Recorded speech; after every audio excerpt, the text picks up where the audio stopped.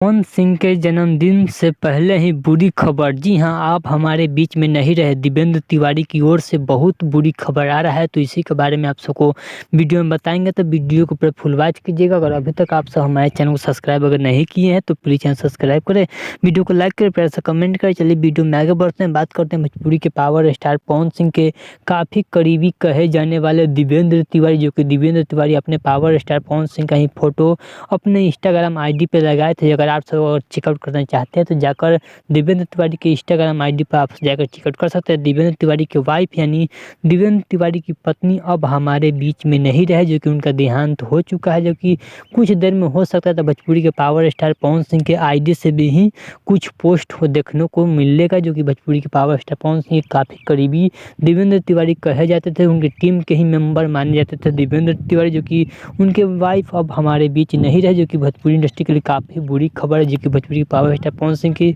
जन्मदिन के पहले ही यह बुरी खबर सुनने को और देखने को मिल गई। तो चलिए, अगर आप सबको भोजपुरी के पावर स्टार पवन सिंह का और दिव्येंद्र तिवारी का यह वीडियो अच्छा लगा तो प्लीज़ चैनल सब्सक्राइब करें, वीडियो को लाइक करें, प्यार से कमेंट करें। चलिए मिलते हैं न्यू अपडेट के साथ। तो ओके।